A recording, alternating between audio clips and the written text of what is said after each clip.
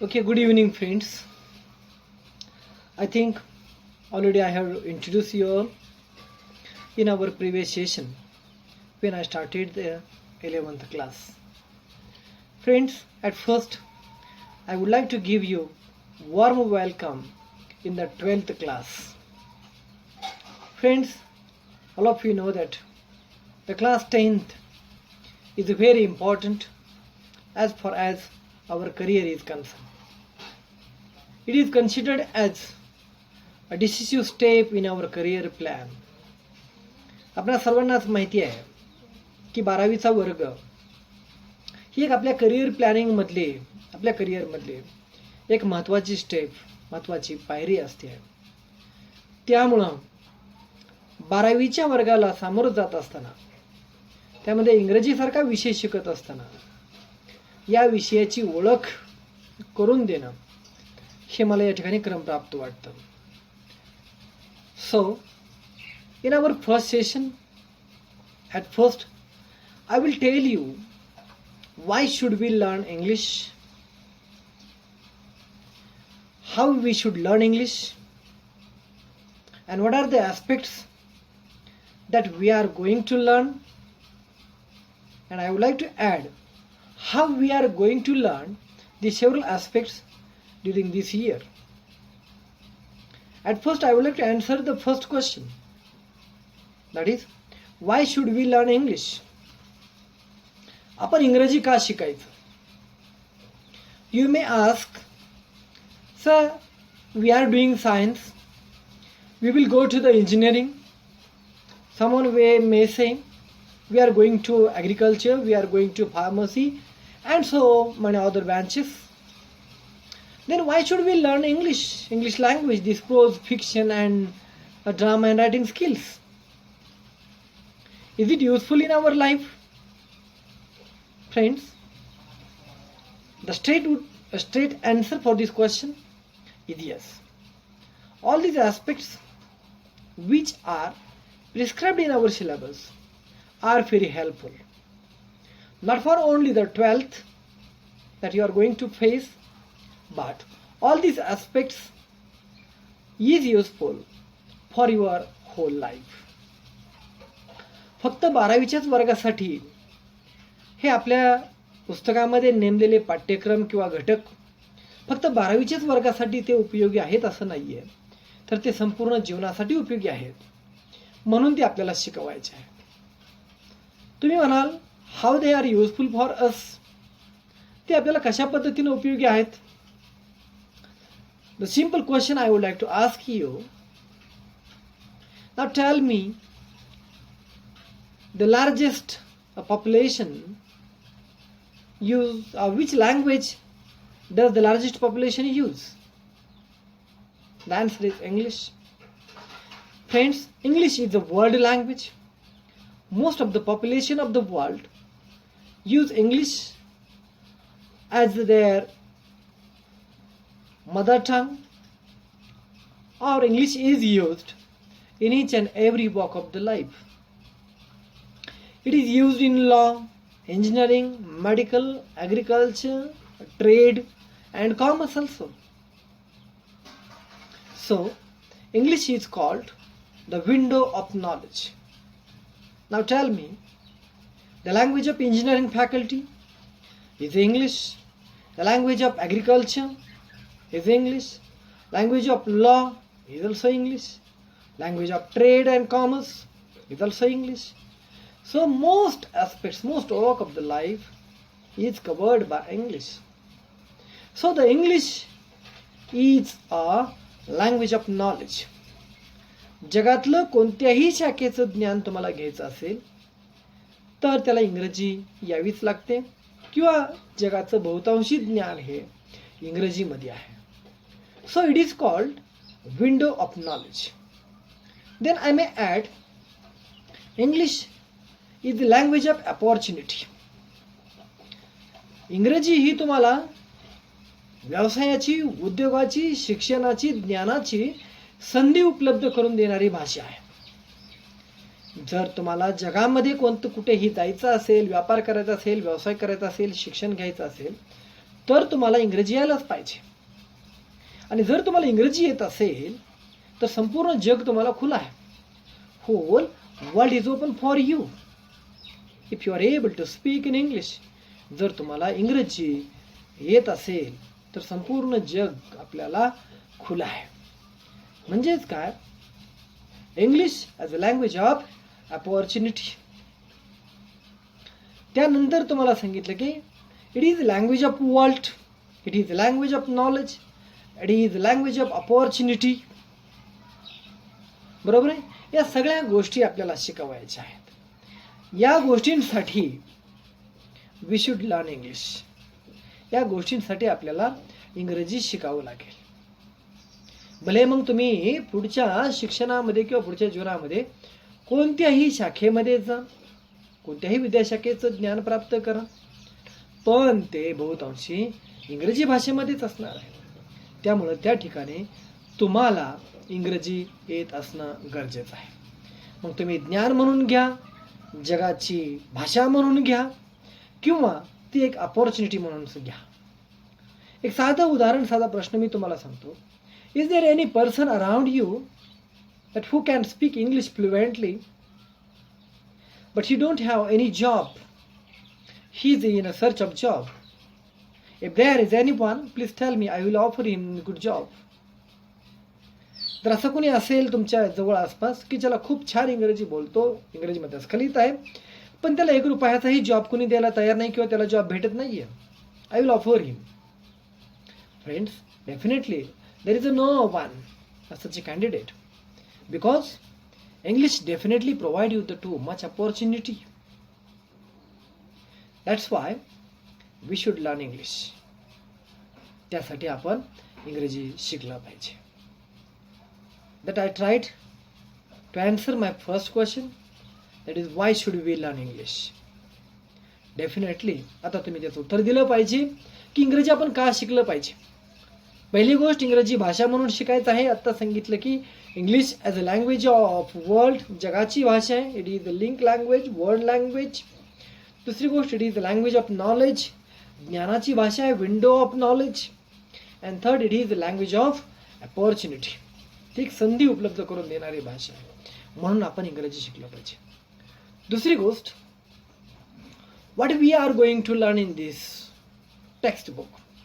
या टेक्स्ट बुकमध्ये आपण काय काय शिकणार आहोत. Friends, to acquire the skills,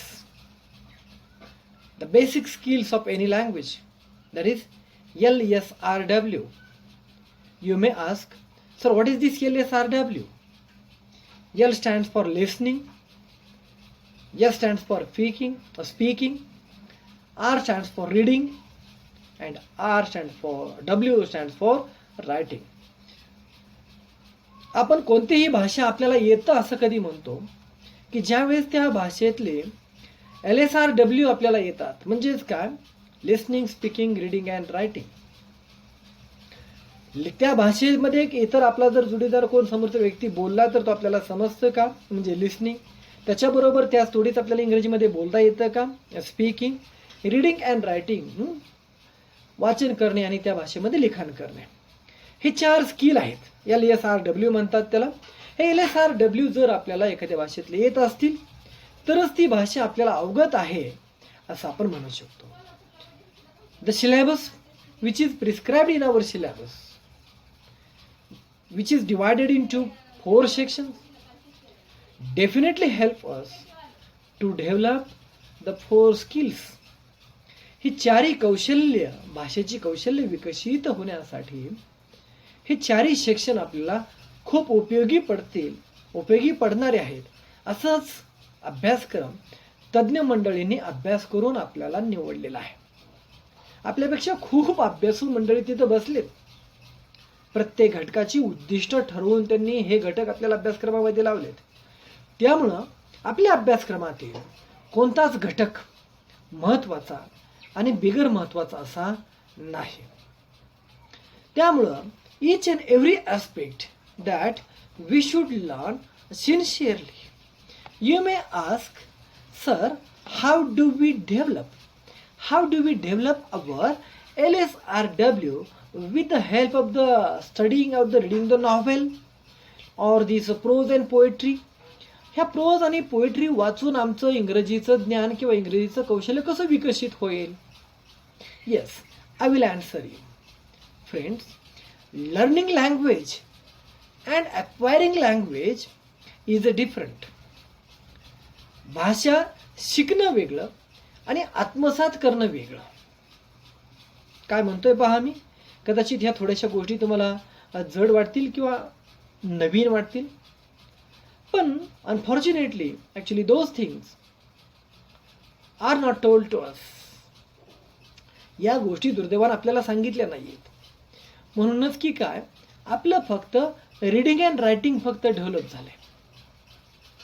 इंग्रजी जरी माझ्या मते तुम्ही पहिलीपासून इंग्रजी शिकत असाल, आमच्या वेळेस 5वी पासून होतं ते, पहिलीपासून जरी इंग्रजी शिकत असला तरी देखील आमच्या विद्यार्थ्याला फक्त रीडिंग अँड रायटिंगच येतं.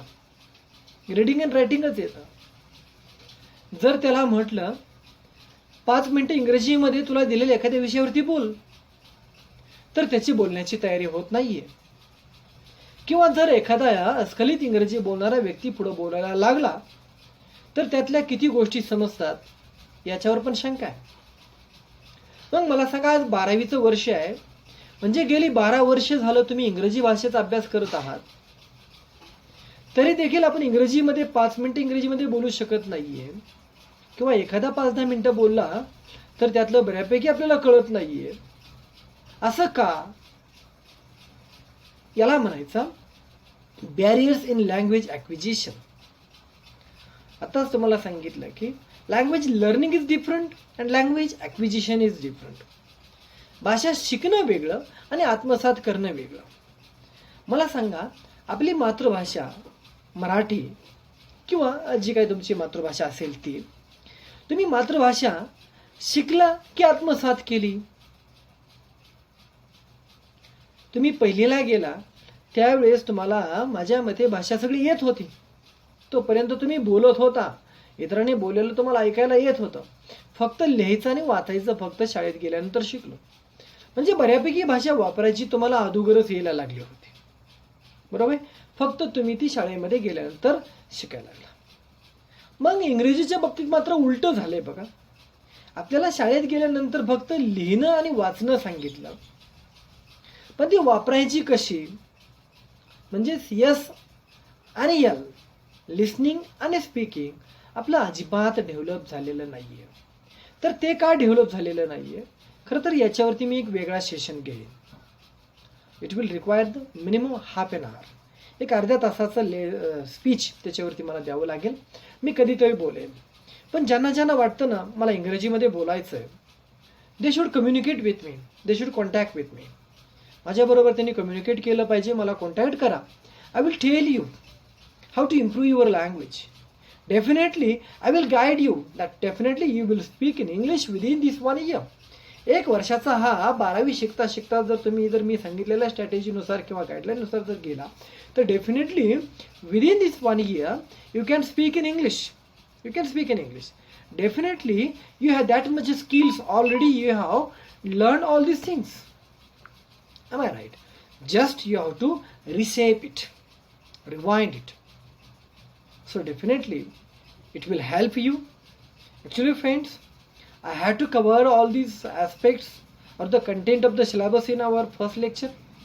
But okay, the battery of the mobile is going to discharge. So let it be so. I think it's enough for the first session. What did we learn? We learn why should we learn English. आपण इंग्रजी भाषा का शिकायचं एवढं जरी आज पहिल्या दिवसाकरता कळालं, पहिल्या लेक्चरसाठी कळालं, तर ते खूप महत्त्वाचं आहे. Because it is a sparkling. तुमच्या मनामध्ये इंग्रजी भाषा शिकण्यासाठीची मी ठिणगी प्रज्वलित करतोय. I am going to ignite the spark in your mind to learn English. And there should be a great urge in your mind. तुमच्या मनामध्ये तेवढी तीव्र इच्छा पाहिजे की एका वर्षामध्ये मला इंग्रजीमध्ये बोलता आलं पाहिजे. Most of you might have paid the 5,000 rupees and 10,000 rupees in English spoken classes. English spoken क्लासेसमध्ये तुमच्यापैकी बऱ्याच विद्यार्थ्यांनी हजारो फी भरली असेल. However they could not learn English. तरी देखील ते इंग्रजी शिकू शकले नाहीत. What are the reasons? In my next session or the day after tomorrow, I will deliver the session how to speak in English or the how to mastery over these 4 skills, that is listening, speaking, reading and writing. But as far as today's session is concerned, friends, I would like to stop here. Okay friends, see you tomorrow. Have a nice time. Okay, bye.